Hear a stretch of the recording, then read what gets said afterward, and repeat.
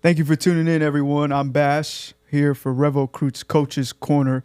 I got a special guest here, Mr. Kris Becker, the program director for Wisconsin Playmakers. Mr. Becker, it's good to have you. Appreciate it. Appreciate you having me. Yes, sir, my man. You started coaching originally in 2001 with the sixth grade boys team. Yep. At what moment did you realize this would become your life's work? Interesting question. It probably took a while. It probably took 10, 11 years. But when I started coaching girls summer in Northern Illinois, probably around that 2005, 2006 timeframe, I could kind of see myself doing it. But then it probably took another 5 years before I got into youth programs and started really kind of generating players over time, I guess. Once I started seeing a third grader, a fourth grader, a fifth, and progress through the process, then all of a sudden it was like, yeah, I could do this for a living, or at least as a component of my living. So it probably took me about 10 years from that standpoint to see that I could do it. Yeah. Yeah, for sure. No doubt, no doubt. And after more than 2 decades now in the game, what continues to drive you each day to, continue to pour into these young athletes? Their opportunity, like their goal. I coached long before my kids were around, long before I was coaching with my kids or in my kids' process. So seeing players and athletes reach their goal is kind of the push. So for me, it's practice and then their dreams, I guess, is probably the best way to frame it. No doubt. And when you pour into these athletes, I hear the tagline, us over me, right? What does that look like in action, not just as a motto? I think in reality, the best way to explain it is we actually walk the walk of that. So if you're a selfish player, we cut you. If you're not about the guy next to you, we cut you. If you're not playing for the person next to you and your team, if you care more about your number than the number on the scoreboard, then you don't make it. So our culture is really important from the standpoint of we have to be willing to accept the fact that it's not our day, it's his day or her day, and I have to be just as excited and appreciative of the opportunity that it was their day to be on a successful team and in a successful program. So for us, then we turn around and we hold ourselves to account. Yeah. Both from a staff, from a coaching staff, from a player standpoint.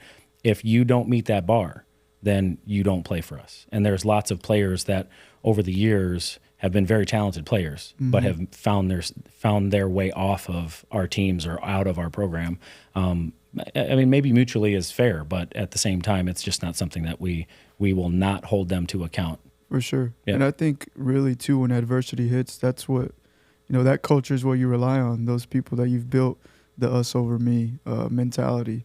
But you're pretty vocal about upholding standards, whether it's effort, energy, body language, no entitlement in your program. What are the non-negotiables in that program?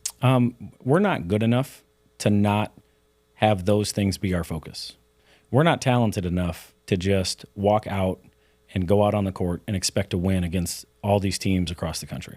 So for us, if we don't have our focus and our goal be to play for the guy next to you, play the right way, play as hard as you possibly can at all times, do the things that matter, do the small things with detail. If we don't do those things, we can't compete. Not with the team breakdowns, not with the gateways, not with the hoop cities, not with the DC assaults. Like, we can't compete with those teams if we go out there and we say, well, let's just roll the ball out, right? So for us, all of those things are practiced, drilled, they're all important, and they all matter. If you can have 20 and not guard anybody and you're sitting next to me. Yep. You can be 5 for 5 from the field and not be vocal and not be a good teammate and you're sitting next to me. So again, we focus on those things, and those are the things that are our goals. Making and missing shots, scoring points, that's not our goal. So I think because we have a different target, then the scoreboard takes care of itself. The opportunities for success take care of themselves. But if we play that way, I also believe it allows us to be translatable to college. Because the game isn't about you. The further up you go, the less what you are is impactful, and the more you have to be impactful within the confines of a team. Everybody's like you. Everybody's talented. Everybody's good. How do you stand out? Well, playing harder, running harder, conditioning harder, getting up earlier. All of those things are valued at that level more. So the further up you go, the more our non-negotiables translate to your success. 100%. We see the picture. We'll pull it up here on the screen, and the 17U game where 51 players and 9 coaches stood behind one team. What did that moment mean to you for your culture and why? I was actually surprised. I didn't know what was going to happen. I didn't see it coming. I do assign games that our teams have to go watch. So I take our younger teams or our older teams, and before the tournament starts, they are required to go watch 1 or 2 games of other teams within our program. That particular game, I just emailed coaches and said, this is going to be a marquee game. No one has to go. You're welcome to go if you want to go, but like our schedule was kind of built perfectly, so we didn't have many teams playing. And then that was kind of a product of just what happened. They did it on their own. Mm-hmm. So from my standpoint, that was when I realized we are at least filling our cup of culture the right way in that moment and today. It doesn't mean that we'll succeed going forward. It doesn't mean that we won't have bumps and adversity going down the road from that standpoint. But in that moment, they all decided to do that on their own. And it meant that that's what they expected of each other. That's the kind of support they wanted to provide to our 17U team because it was a marquee matchup. And to that point, it was probably the game of the tournament, if not the game of the season to that point, at least on our end. So for me, it was, it's kind of like with your kids, right? It's like when they'll clean their own room on their own, you're just like, all right, like I'm succeeding. When I look down from the balcony and all those kids are sitting on the bench and everybody's sitting there, it's like, okay, like we are hitting the target, we're walking the walk, and now it's translating in their mind. That's what they expect of what we are. So for me, it was huge. Like that's my background picture when I'm on Zooms. We're going to put a big banner up in the building of that photo. So we have a lot of things I think we do well. We have a lot of things we can improve. And that was a moment where I said, okay, the big stuff, we're getting some of the big things right. Yeah. So as a director, I was excited. Yeah, they say a picture says 1,000 words, man. You said something a little bit earlier. You can score 25, sit on the bench if you're not talking, if you're not doing this, if you're not doing that. But you've built a program that doesn't rely on top 100 recruits, yet you consistently compete with anyone. Without giving your secret sauce, what's the formula to developing those type of players? Belief. Belief and expectation. Okay. Talent only gets you so far. And I'm certainly not knocking top 100 players because if I could get a bunch of them, I most certainly would, but they'd have to play our way. Mm-hmm. However, 1 of you, 2 of you, that's not enough usually. Right? You're going to have to be able to play as a group. You're not just going to be able to dribble the ball 12 times and get to the front of the rim and dunk on somebody. There will be 1, 2, or 3 people there. Every kid is coachable. Every kid will adjust. And then every kid that steps out on the court for us at that level expects to be able to stand in front of you and make it as hard as possible. So I then have an expectation that we can do that too. So we truly believe we'll play anybody, win, lose, or draw. We'll play anybody. And we will take what we are and say, you're going to have to beat us today. And we think that's enough. We truly believe in ourselves enough to say, we think this is enough. Doesn't mean we win every game. But we're not afraid of those teams that have those guys.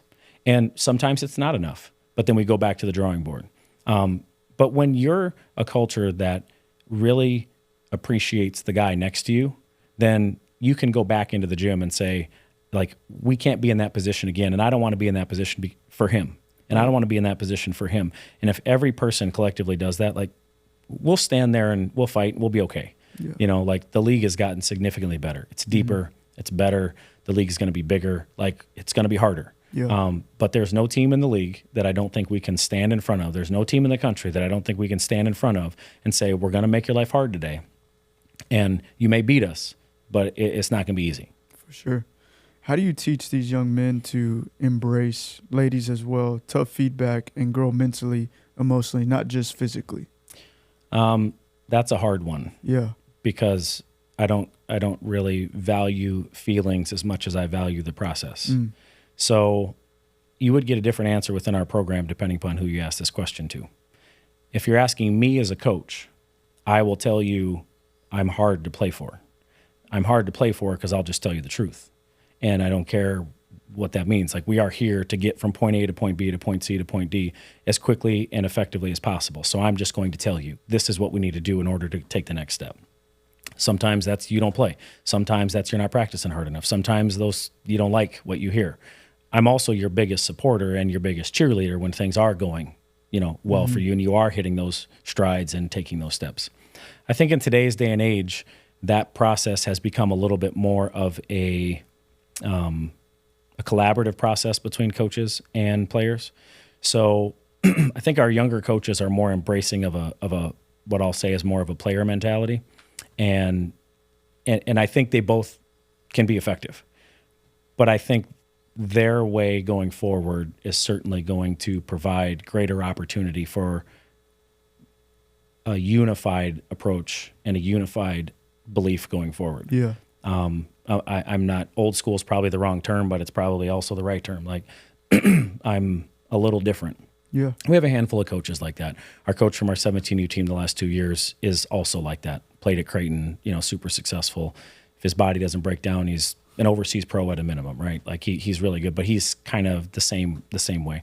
So for us, it is really instilling early how we're going to coach kids, and then we try to have coaches follow teams too. So we don't have a 17U coach. We have a coach that's followed those kids since they were 10. So they start getting, so each coach has a different approach, but we all know what the goal is. We all know what the target is.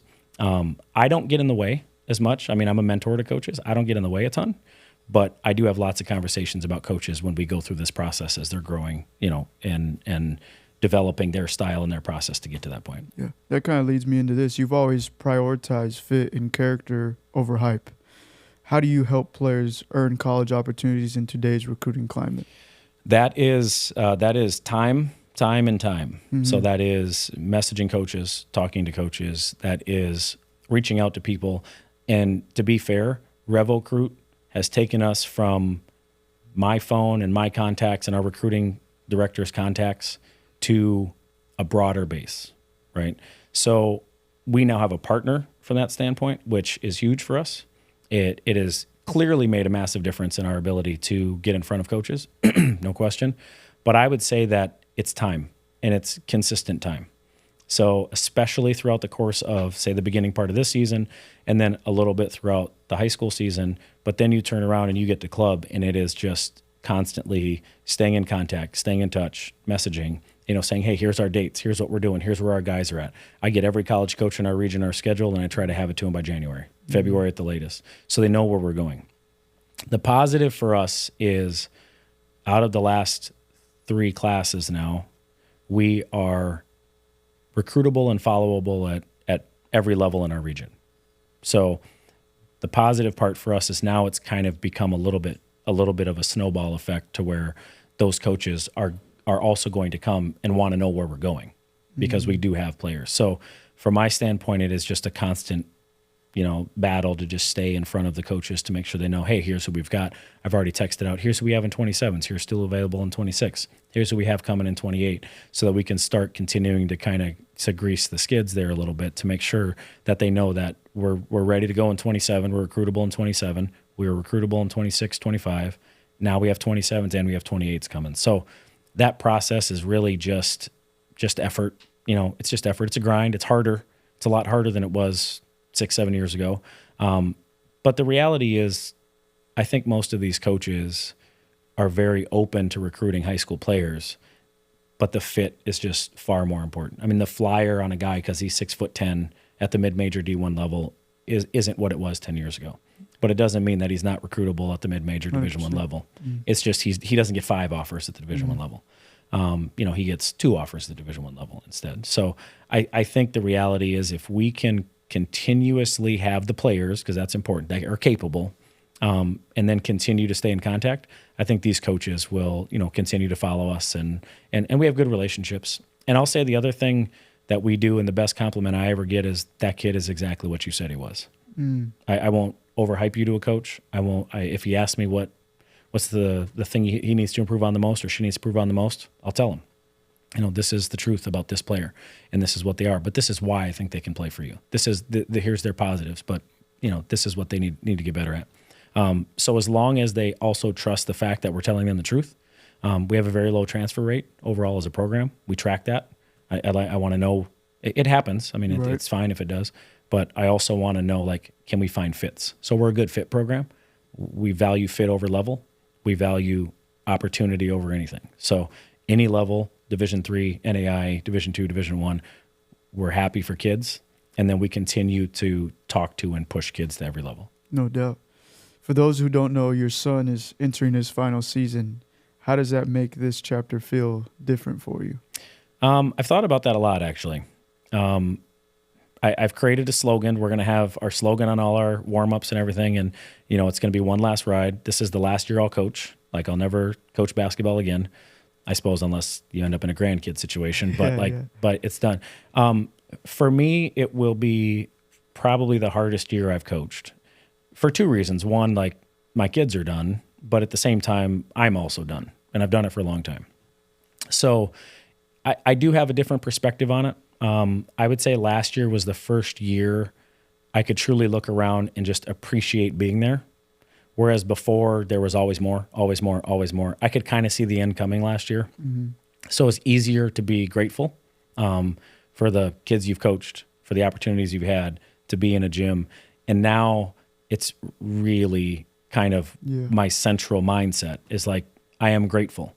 I'm grateful for the kids that want to play, and have come back. Like, our team has returned. Like, I'm grateful for them. I'm grateful for their families. I'm grateful for the other Playmaker families that are here. Like, I have an appreciation.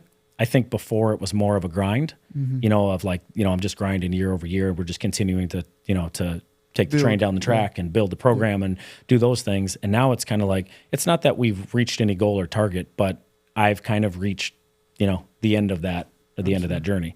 So for me, I would say grateful is, kind of the focus that I have and appreciative. So it's just kind of changed my focus of what I look at. The program will be here next year. I'll be here with the program next year, but it'll just be a different complexion for me. But I'm looking forward to the season. But it'll be hard for me at the end. I'm not an emotional guy, but I probably will be that day. No doubt. So it's good. You poured a lot of effort, sacrifices, investments into this. The other part is, like, we're not a program that turns kids over a ton. So I have players on this team that started when my son was in third grade and played with him when they were 8 or 9 years old. Mm-hmm. And they're still playing with him. Yeah. And they're still on the team. A lot of the kids we've had at least since 6th, 7th grade. I mean, we added one player last year. We added 2 players this year, and then we returned 6.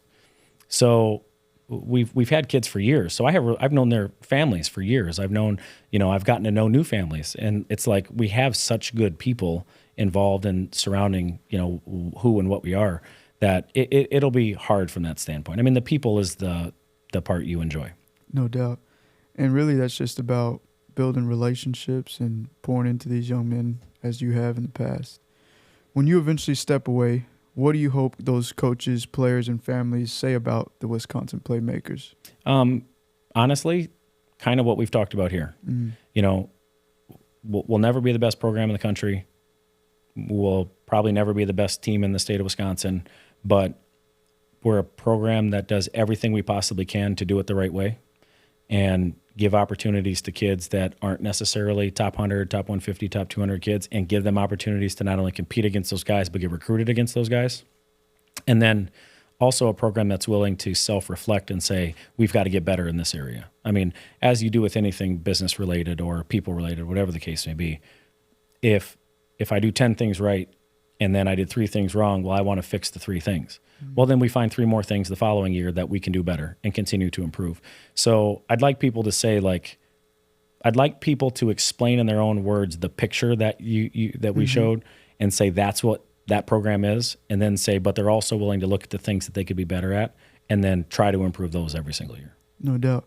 In closing here, you have the opportunity to spread a message of your one last ride. What's to expect for the Wisconsin Playmakers as a whole this year? I'm excited. The players we have on our 17U team, the players we have within our program at the 17U level, we're deeper than we've ever been. I will contend, and anyone in Wisconsin is welcome to email me or call me. We are the deepest program in the state. I am expecting us to send 12 to 15 kids on scholarship to college, and I'm expecting to send 30 to 40 kids to college in general out of this class alone. So I think we've put ourselves in position in the Appleton region, in the Superior region, in the Eau Claire region, and a little south of the Eau Claire region, that we have talented players and talented teams and players that will buy in. So what I'll tell you is no matter who you play, 16U, 15U, 17U, you're going to have to beat us. And you might, and people will, but we have never been better positioned to say we believe we can play anyone. And a lot of times we can do that at a team. Now I feel like we can do that at multiple grades. And then at 17U, I feel like we can do it with multiple teams. So we're deeper, but no game's going to be easy. We have a lot of kids that have had a lot of success within the game, want to see the next level, and then whoever's in front of them is who they want to be better than. So it's going to be tough. I mean, we're going to have 4 teams at the 17U level, 2 at the 16U level that can really play. So I'm excited. I mean, I think people have bought in to what we are and what we're trying to do. I think that's given us an opportunity to continue to improve the pool. And, we need to be grateful and understand that our past is the reason that the talented players we've had over the last, call it 5 years, 10 years, 15 years, 20 years, those are the people that this is built on and given us the opportunity to be what we are today. Absolutely. Yep. Well, Kris, I appreciate you coming in, man. We're blessed to have you and continue this relationship. Guys, thank you for tuning in to Revo Recruit's Coach's Corner. Again, I'm your host, Bash Jimenez, and we're out.